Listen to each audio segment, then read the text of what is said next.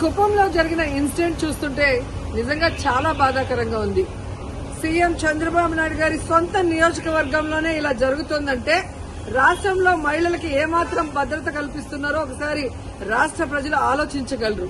ఎందుకంటే చంద్రబాబు నాయుడు గారు అధికారంలోకి వచ్చిన తర్వాత ఇది ప్రజాస్వామ్యమా, రెడ్ బుక్ రాజ్యాంగమా అనే అనుమానం కలిగే విధంగా ఈరోజు రాష్ట్రంలో ప్రతిరోజు కూడా మహిళల మీద, బాలికల మీద దాడులు చేయటం, అత్యాచారాలు చేయటం, హత్యలు చేయటం, చెట్టుకు కట్టేసి కొట్టడం, ఇవి ఏ రాష్ట్రంలో అయినా జరుగుతున్నాయా?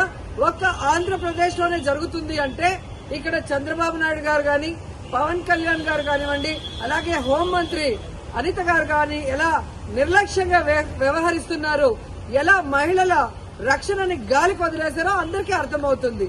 మాటలు మాత్రం ఇంత చెప్తారు. అధికారంలోకి వచ్చేప్పుడు ఏం చెప్పారండి? చంద్రబాబు నాయుడు అంటారు, ఎవరైనా ఆడపిల్లల జోలికి వస్తే అదే వాళ్ళకి చివరి రోజు అవుతుంది అన్నారు. మరి మీ సొంత నియోజకవర్గంలో భర్త అప్పు చేశాడని భార్యని చెట్టుకు కట్టేసి కొడుతుంటే మరి మీరు ఏం చర్యలు చేపట్టారు? ఎక్కడి నుంచి వీళ్ళకి ధైర్యం వచ్చిందని నేను అడుగుతున్నాను. మీ పార్టీకి సంబంధించిన తెలుగుదేశం పార్టీ నాయకుడు ఒకడు ఈ అమ్మాయిని కట్టేసి కొట్టడం నిజం కాదా? మరి అతనికి ఎక్కడి నుంచి ధైర్యం వచ్చింది? కొడుకు ముందర, చిన్న బిడ్డ ముందర అమ్మని కట్టేసి కొట్టారు అంటే ఈరోజు పోలీసులు చూసినా భయం లేదు. అలాగే చంద్రబాబు నాయుడిని, హోంమంత్రిని చూసినా మీ పార్టీ వాళ్ళకి భయం లేకుండా పోయింది. ఎందుకంటే లోకేష్ గారు చెప్పినట్టు ఎవరు ఎంత హింస చేస్తే, ఎవరు ఎంత దాడులు చేస్తే మీ గుడ్ లుక్స్ లో ఉండొచ్చు అన్న ఆలోచనతో రాష్ట్ర వ్యాప్తంగా అరాచక పాలన, అరాచకం సృష్టిస్తూ ముందుకు వెళ్తున్నారు.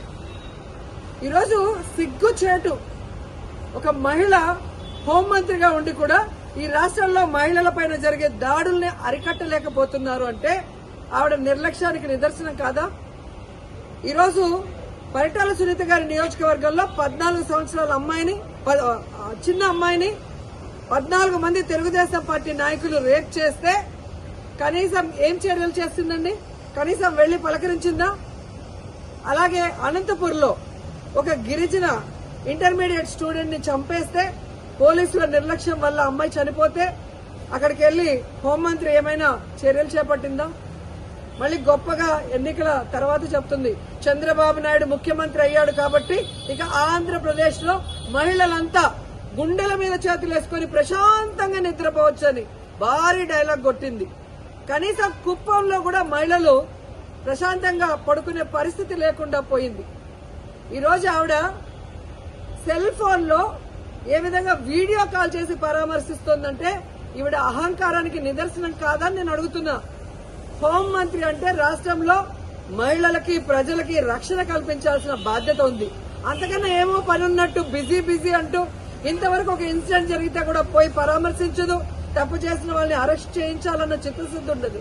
సాక్షి ఈ విషయాన్ని వెలుగులో తెచ్చేంత వరకు ఇటు చంద్రబాబు నాయుడు గారికి గాని, అటు హోంమంత్రికి గాని విషయం తెలియలేదు, చర్యలు చేపట్టలేదు అంటే అంతకన్నా సిగ్గుచేటు ఏదైనా ఉందా? సీఎం గాని, డిప్యూటీ సీఎం, హోంమంత్రి టోటల్ ఫెయిల్యూర్ కాదా నేను అడుగుతున్నా. ఇంతవరకు సంవత్సరం అవుతుంది.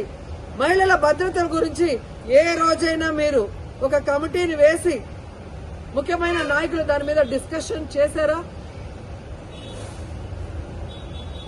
మహిళలంటే అంత చిన్న చూపు.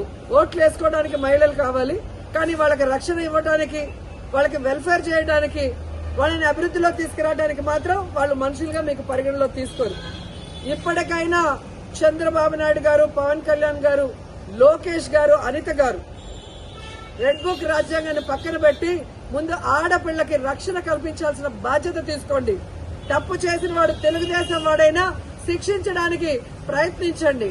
అంతేగాని టీవీల ముందు కూర్చొని చంద్రబాబు నాయుడు చెప్పాడు కదా అని జగన్మోహన్ రెడ్డి గారిని, భారతమ్మని తిట్టడానికి, సాక్షి మీద కేసులు పెట్టడానికి టైం ఉన్న హోంమంత్రి గారికి నేరస్తుల్ని శిక్షించడానికి టైం లేదని అడుగుతున్నాం. వాటి మీద కాన్సన్ట్రేట్ చేయని హెచ్చరిస్తున్నాం.